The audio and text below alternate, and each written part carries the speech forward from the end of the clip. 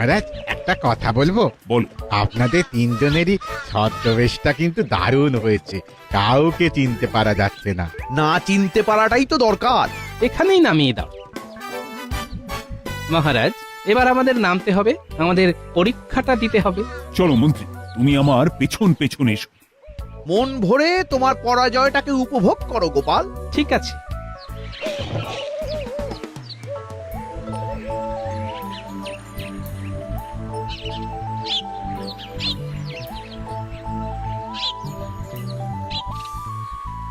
ও ভাই, একটা কথা জিজ্ঞাসা করব। করুন না, কি জিজ্ঞাসা করবেন করুন। তুমি কৃষ্ণনগরের নাম শুনেছো? শুনবো না, খুব ভালো রাজ্য। কিসে ভালো? মানে কৃষ্ণনগর নামটা শুনলে কি মনে হয়? কিসের কথা মনে পড়ে? চরভাজা আর মাটির পুতুল আর আর কৃষ্ণচন্দ্র রায়। কি ঠিক বলেছি? সেইটা আবার কে? মানে কৃষ্ণনগরের রাজা। ও রাজা টাজার নাম জানি না, চিনি না। আমি তো গোপাল ভাঁড়ের নামটা বলতে যাচ্ছিলাম। হ্যাঁ, এই কৃষ্ণনগরের প্রজারা কত ভাগ্যবান, তারা গোপাল ভাঁড়কে দেখতে পায়। হ্যাঁ, আমরা শুধু নাম শুনেই গেলাম। ব্যাস, প্রথমেই মন্ত্রী মশাই কাবু। আমার কষ্ট হচ্ছে শুধু মহারাজের জন্য। তোমরা গোপাল ভাঁড়কে দেখেছো? আমরা একদিন কৃষ্ণনগরে যাব শুধুমাত্র গোপাল ভাঁড়কে একটু কাছ থেকে দেখতে। শুনেছি ওনার কত বুদ্ধি। এইরকম একজন বুদ্ধিমান মানুষ যদি আমাদের এই বর্ধমানে থাকতো। উফ, এই, এখান থেকে চলো তো। খেলাটা বেশ জমেছে।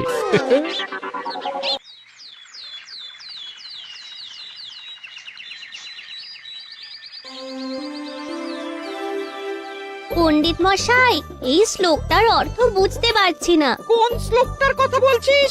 স্বদেশে পূজ্যতে রাজা, বিদ্যান সর্বত্র পূজ্যতে। শোন সবাই, মন দিয়ে শোন। বিদ্বান ব্যক্তির সম্মান সব জায়গায়, বিশ্বের যে কোনো স্থানে বিদ্বান ব্যক্তি পুজো পায়, কিন্তু রাজা শুধু স্বদেশেই সম্মান পায়। দেখতে এলাম পণ্ডিত। কিরকম লেখাপড়া চলছে? চলছে, মহারাজের পদোন্নতায় ভালোই চলছে। এখন কি পড়ানো হচ্ছে? শ্লোক আর শ্লোকের ব্যাখ্যা। এখানে ঢুকতে ঢুকতে শুনলাম তুমি বলছো বিশ্বের যে কোনো জায়গায় শুধু বিদ্বান ব্যক্তিরাই সম্মান পায়। মহারাজ শুধু স্বদেশেই সম্মান পায়। কি বাজে কথা! এ কথা শোনাও পাপ। আচ্ছা পণ্ডিত মশাই, আপনার কথা মতো ওই মহারাজের কোনো সম্মান নেই, এটা আপনি বলতে পারলেন? বলতে মুখে বাঁধলো না। মহারাজের অর্থ সাহায্যে তোমার পণ্ডিতই চলছে, আর সেই মহারাজকেই তুমি ছোট করছো পণ্ডিত। আপনার কোথাও ভুল হচ্ছে মন্ত্রী মশাই। পুঁথিতে যা লেখা আছে আমি সেটাই বলেছি, পুঁথির বাইরে আমি কিছুই বলিনি। পুঁথিতে যা লেখা আছে তা সব সময় বলতেই হবে। এই মাথার দিব্যি তোমাকে কে দিয়েছে পণ্ডিত? তুমি নতুন কিছু বলো। কি বলবো? বইতে যা লেখা আছে ঠিক তার উল্টো বলবে, কেমন? ভুল শেখাতে আমি পারবো না মন্ত্রী মশাই। ঠিক আছে, ঠিক আছে, তোমার সাথে রাজসভায় কথা হবে। হ্যাঁ, আমি এখন চলি। চল ঘটা ঘটা, চল।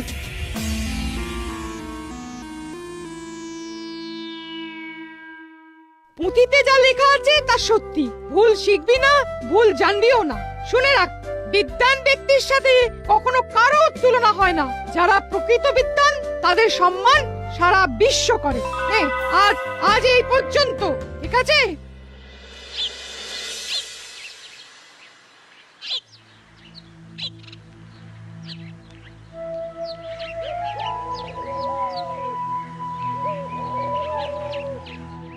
কি রে, তোরা এমন ভাবে মুখ ভার করে আছিস কেন? কি হয়েছে? হ্যাঁ, আজ পাঠশালায় মন্ত্রী মশাই এসেছিলেন, তারপর পণ্ডিত মশাই আমাদের পড়াচ্ছিলেন। আচ্ছা দাদু, রাজা মশাইকে শুধু দেশেই চেনে, আর বিদ্বান ব্যক্তিকে সবাই চেনে? হ্যাঁ, বিদ্বান ব্যক্তির কদর সর্বত্র, তাতে মুখ ভার হবার কি হলো? মন্ত্রী মশাই পণ্ডিত মশাইকে বললেন যে বইতে যা লেখা আছে তার উল্টো পড়াতে। বুঝলাম, তার মানে মন্ত্রী মশাই ওখানে গিয়ে পণ্ডিত মশাইকে হুমকি দিয়ে এসেছেন। তোরা কিছু চিন্তা করিস না, ও আমি দেখে নিচ্ছি। ও গোপাল দাদু, এবারে আমাদের পাঠশালায় সরস্বতী পুজো হবে তো? হবে না মানে? হতেই হবে। তোরা যা, শান্তি মনে ঘরে গিয়ে পণ্ডিত মশাই যা বলেছেন সেটা হবার চেষ্টা কর, দেখবি মা সরস্বতীর কৃপা পাবি। চলি রে। ব্যাস, আর চিন্তা নেই। গোপাল দাদু যখন বলে দিয়েছে তখন আমাদের পুজো হবেই।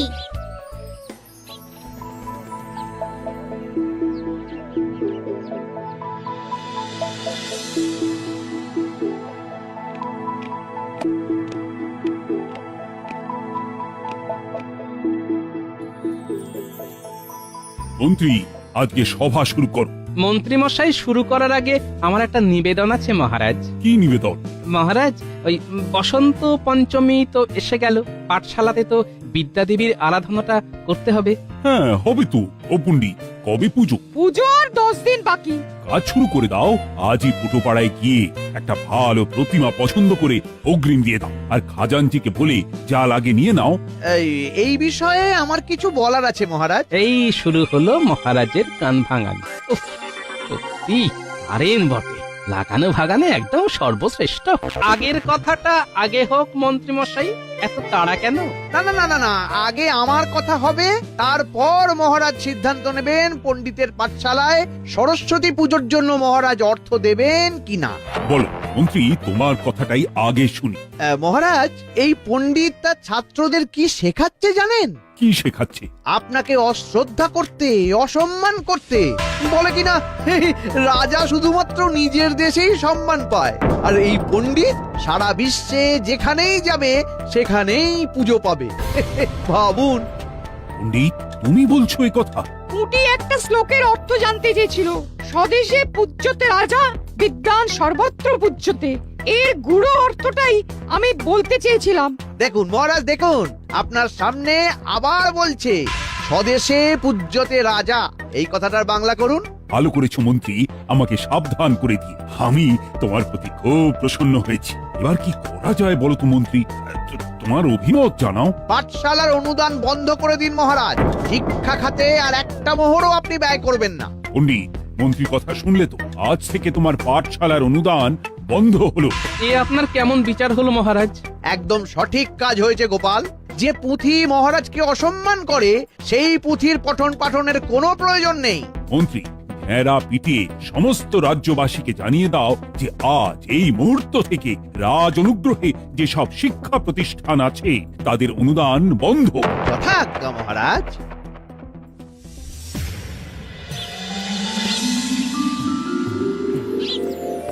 কি থেকে কি হলো? শিক্ষা নেই, তাই এই রাজ্যে বিদ্যা দেবীও নয়। তাহলে আমরা আছি কেন? আমাদেরও এক্ষুনি চলে যাওয়া উচিত। চলে যাওয়া মানে তো হেরে যাওয়া। আমি হেরে যাব না, মন্ত্রী মশাইকে যোগ্য জবাবটা দিতে হবে বই কি। কাল থেকে আমার বাড়িতে পাঠশালা চলবে। হ্যাঁ, এটা ঠিক বলেছেন পণ্ডিত মশাই, বিদ্যা দেবীর আরাধনা চলবে। শুনুন শুনুন শুনুন, মহারাজ ঘোষণা করেছেন যে আজ থেকে সমস্ত শিক্ষা প্রতিষ্ঠানের ওপর থেকে অনুদান তুলে নেওয়া হলো। মহারাজ পাঠশালা বা অন্য যে কোনো শিক্ষা প্রতিষ্ঠানে সরস্বতী পুজো করবেন না। শুনুন। ঠিক আছে মন্ত্রী মশাই, আপনি ডালে ডালে গেলে আমি যাই পাতায় পাতায়, আর আপনি পাতায় পাতায় গেলে আমার যাত্রা চালক শিরায় শিরা। তাহলে এই বিদ্যা আর অবিদ্যার লড়াই শুরু। জয় আমাদের হবেই। জয় আমাদের পেতেই হবে। বিদ্যা মন্দিরে বিদ্যা দেবীকে পুনরায় প্রতিষ্ঠা করবই করব। পণ্ডিত মশাই, এবারের পুজো আপনার বাড়িতেই হবে, আর পোটোর সবচেয়ে বড় প্রতিমাকেই আমরা পুজো করব। চলো সবাই। কোথায় যাব গোপাল? ফিরবে কি আর কপাল? এখন যাব পোটোর কাছে প্রতিমার বায়না দিতে। মূর্তি কেনার অর্থ কোথায় গোপাল? বায়না করার মতো অর্থ আমার কাছে আছে পণ্ডিত মশাই, বাকি সব মায়ের উপর ছাড়লাম। মা যদি চান তার পুজো হবে, না চাইলে তো আমরা কিচ্ছুটি করতে পারবো না। চলুন, বাকি খেলা কাল রাজসভায় হবে।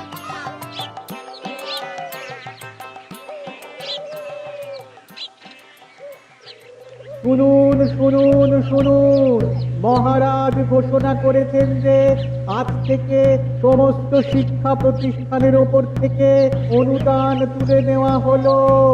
মহারাজ পাঠশালা বা অন্য যে কোনো শিক্ষা প্রতিষ্ঠানে সরস্বতী পুজো করবেন না।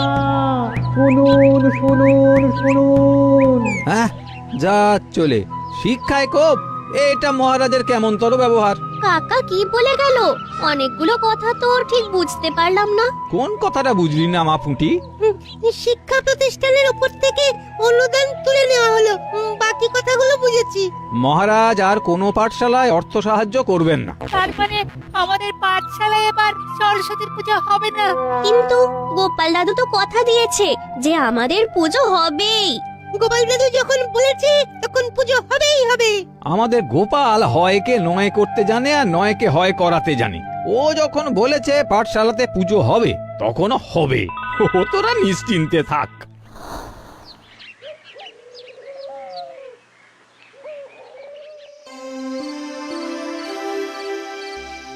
মহারাজ এটা কি করলেন মহারাজ? রাজ্যের শিশুরা শিক্ষা পাবে না? না, পাবে না। যে শিক্ষা মহারাজকে ঘৃণা করাতে শেখায় সেই শিক্ষার কোনো প্রয়োজন নেই। শিক্ষা আপনাকে ঘৃণা করতে শেখায়? এরকম অদ্ভুত কথা আপনার মাথায় কে ঢোকালো মহারাজ? পণ্ডিত আমার খেয়ে আমার পরে ছাত্রদের শেখাচ্ছে স্বদেশে পূজ্যতে রাজা, বিদ্বান সর্বত্র পূজ্যতে। কথাটা তো সত্যি। সত্যি? তুমি আমার অর্ধাঙ্গিনী হয়েও এই কথা বলছো? আজ আমার চোখ খুলে দিয়েছে আমার মন্ত্রী। মন্ত্রী আপনার চোখ খুলে দেয়নি মহারাজ, ওই মন্ত্রী আপনার খোলা চোখে খুব চতুরতার সাথে অন্ধ করে দিয়েছে। আপনি প্রকৃত সত্যটাকে দেখতেই পাচ্ছেন না। মা সরস্বতীর কৃপাতে আপনার অন্ধ চোখে দৃষ্টি ফিরে আসুক, এই কামনা করি। তুমি কিচ্ছু চিন্তা করো না গিন্নি, এই রাজ্য থেকে মা সরস্বতীকে চলে যেতে দেব না, কিছুতেই দেব না। তোমার হাতে কিছু ক্ষমতা আছে? বেশি কিছু করলে মহারাজ তোমাকে এই রাজ্য থেকে বার করে দেবেন। সে উনি বার করে দিতেই পারেন, কিন্তু তাতে উনি জিতবেন না গিন্নি। ভুলে যেও না গিন্নি, রানীমা আছেন আমার পক্ষে। আমাদের সরস্বতী পুজো হবে তো? হবে না মানে? হতেই হবে। দেখ না তোদের গোপাল দাদু কি করে। মার কিছু বুদ্ধি এসেছে না গো? মা সরস্বতী তো আর কৃপা করলো না, তাই বিদ্বান হতে পারলাম না। কিন্তু তিনি একেবারে নিরাশ করেননি, বুঝলে? বুদ্ধি কিছু দিয়েছেন ঘটে, সেই বুদ্ধির জোরে কিছু একটা তো করবই গিন্নি। যাক, তাহলে পুজো হবে। হবে মানে? তোদের প্রতিমার বায়না দেওয়া পর্যন্ত হয়ে গেছে। আর ভোগ পাত্রে খাওয়া? সেটাও হবে। আমি এবারে ভোগ রাঁধবো। দেখো দেখো, আবার ভোগ রাখতে গিয়ে পুড়িয়ে ফেলো না গো। যে রাঁধে সে যে চুলও বাঁধে, সেটা আবার প্রমাণ হবে গিন্নি।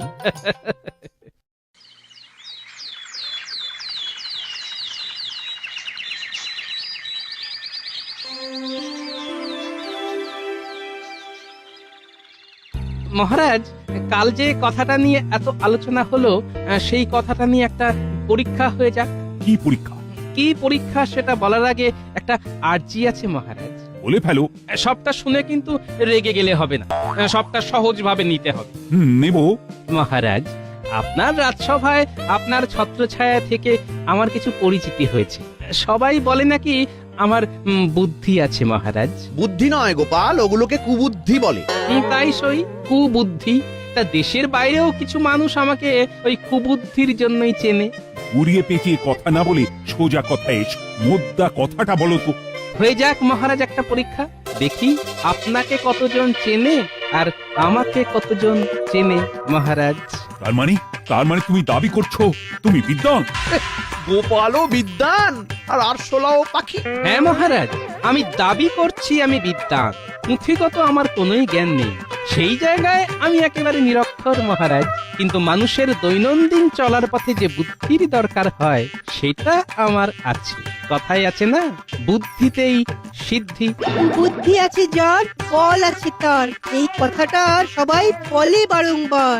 বেশ, তোমার সাথে পরীক্ষাতে রাজি, আর হারলে কি হবে সেটা বলো। এই রাজ্য ছেড়ে চিরকালের মতো চলে যাব মহারাজ, আর কোনোদিন আসবো না।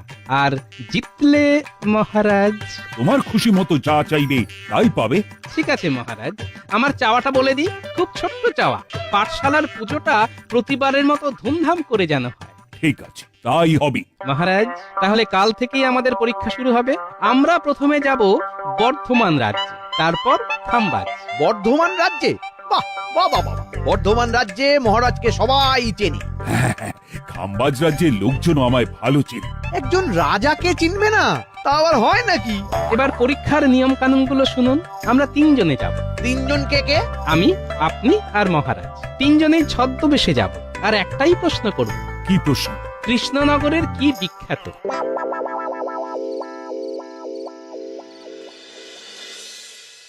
কাল কত সকালে বেরোবে? যত সকাল সকাল হয় গিন্নি। তুমি নিশ্চিত জিতবে? হ্যাঁ গিন্নি, জিতবই জিতবো। এই জেতাটা কৃষ্ণনগরের জন্য খুব জরুরি, বুঝলে? মহারাজের একটা মিথ্যে অহংকারের জন্য বাচ্চা বাচ্চা ছেলেদের কাছে শিক্ষা পৌঁছবে না।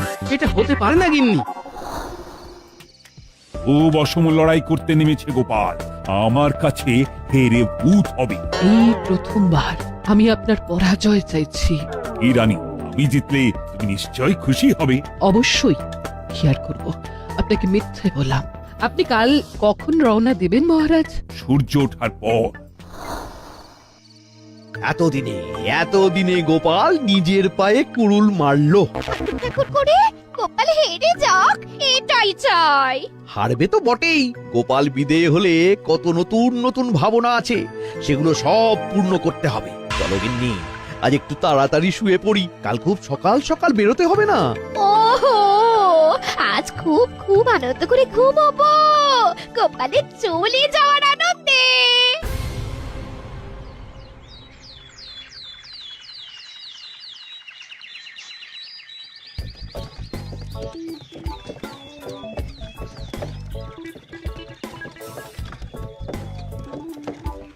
মহারাজ, একটা কথা বলবো? বল। আপনাদের তিনজনেরই ছদ্মবেশটা কিন্তু দারুণ হয়েছে, কাউকে চিনতে পারা যাচ্ছে না। না চিনতে পারাটাই তো দরকার। এখানেই নামিয়ে দাও। মহারাজ, এবার আমাদের নামতে হবে, আমাদের পরীক্ষাটা দিতে হবে। চলো মন্ত্রী, তুমি আমার পেছন পেছন এসো। মন ভরে তোমার পরাজয়টাকে উপভোগ করো গোপাল। ঠিক আছে।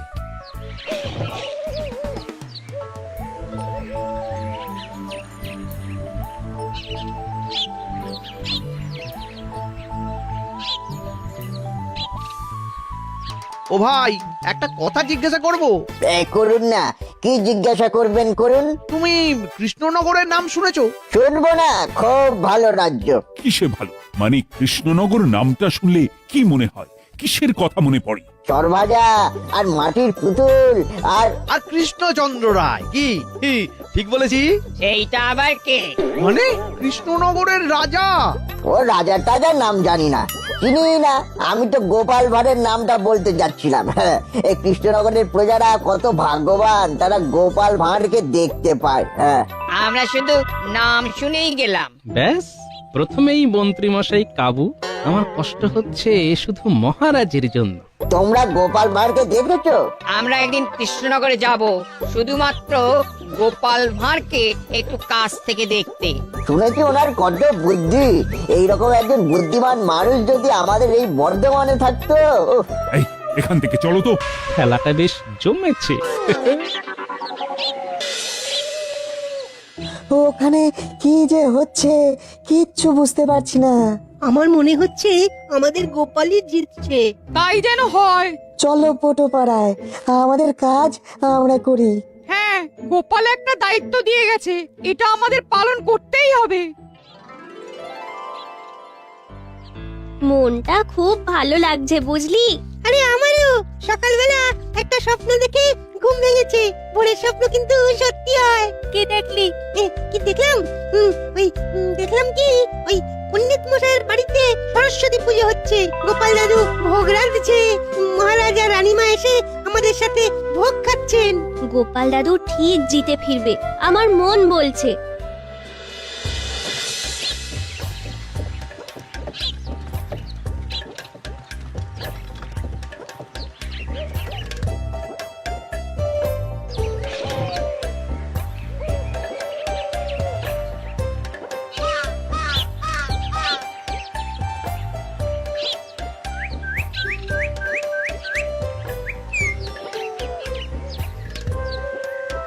এই যে ভায়া, যাচ্ছ কোথায়? আগে কাজে, আমার এখন অনেক কাজ। আমরাও কাজে এসেছি, আমাদেরও অনেক কাজ। দেখে তো মনে হচ্ছে না। তুমি এরকম বিটকেল গলায় হাসলে কেন? না হাসার কি আছে? যারা এই রকম কাজের সময় অন্যের সময় নষ্ট করে তাদের দেখে হাসাই উচিত। ওরে বাবা রে, এই যে দেখি মারাত্মক ব্যস্ত মানুষ। বাবা, এনাকে ধন্যবাদ দিয়ে ছেড়ে দাও। ছেড়ে দাও মানে? আমাকে ডেকে যখন দাঁড় করানো হয়েছে তখন এনার কি দরকার তা না জেনে তো ছাড়বো না। জমে গেছে জোকের মুখে একেবারে নুন। আমার আর কোনো প্রয়োজন নেই। তুমি যাও যাও যাও যাও, তোমার কাজে যাও। তোমরা তো ভারী অদ্ভুত, যখন কোনো কাজ নেই তখন আমাকে দাঁড় করালে কেন, তার উত্তর দাও। ঠিক আছে, নাও প্রশ্ন করো। দুটো প্রশ্ন করব। আচ্ছা, আমাকে কি তোমার ছাত্র বলে মনে হলো? তোমাকে কিন্তু আমার মোটেও পণ্ডিত বলে মনে হচ্ছে না, কিরকম একটু কুচুটে কুচুটে লাগছে। ইয়ে, কৃষ্ণনগরের নাম শুনলে তোমার কি মনে হয়? তা তোমরা কোত্থেকে আসছো বলো তো? আমরা কৃষ্ণনগর থেকে আসছি। তোমরা তো আচ্ছা বোকার হদ্দ, সেই কৃষ্ণনগর থেকে এই খাম্বাজে এসেছো এই কথাটা জিজ্ঞেস করতে? তোমাদের মতন বোকা লোকেদের মাঝে যে গোপাল ভাঁড়ের মতন বুদ্ধিমান মানুষ কিভাবে এলো কে জানে। বোকার হদ্দ। ছাড়ো।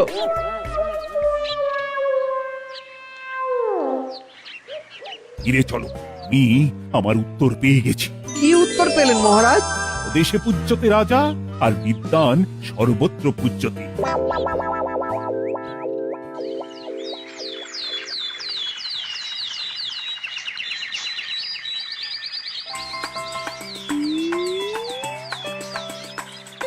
অবশেষে পুজো হলো গোপাল। সবই আপনার জন্য রানীমা। না গোপাল না, তুমি প্রমাণ করলে যশস্বী মানুষ, বুদ্ধিমান বিদ্বান ব্যক্তিরাই পুজো পায়। রানীমা, আমি নিরক্ষর, মা সরস্বতীর কৃপা আমি পাইনি, তাই আমি চাই রাজ্যের প্রতিটা বাচ্চা যেন শিক্ষিত হতে পারে। মহারাজকে হারিয়ে আমি খুশি হইনি রানীমা। কিন্তু মহারাজের পরাজয়টার প্রয়োজন ছিল। ওং ওইং সরস্বতী নমঃ। মহাপূজার পুষ্পাঞ্জলি সমাপ্ত। নাও নাও, সবাই মায়ের কাছে প্রার্থনা করো। মা, আমাকে জ্ঞান দাও, ভক্তি দাও, অবিদ্যা দূর করো, আমায় মানুষ করো। মা, আমাদের জ্ঞান দাও, ভক্তি দাও, বিদ্যা দূর করো। ও মা, মাগো, আমাকে সত্যিকারের জ্ঞান দাও। আমি তোমাকে অনেক অনেক অপমান করেছি পণ্ডিত। আমি তোমাকে অনেক ভুল কথা বলেছি, ক্ষমা করে দিও। একদম সঠিক কথাই পুঁথিতে লেখা আছে পণ্ডিত। আজই দেবীর কাছে প্রতিজ্ঞা করছি, বিদ্যা মন্দিরে এই বিদ্যা দেবীকেই স্থাপন করব। সাধু, ওং নমঃ।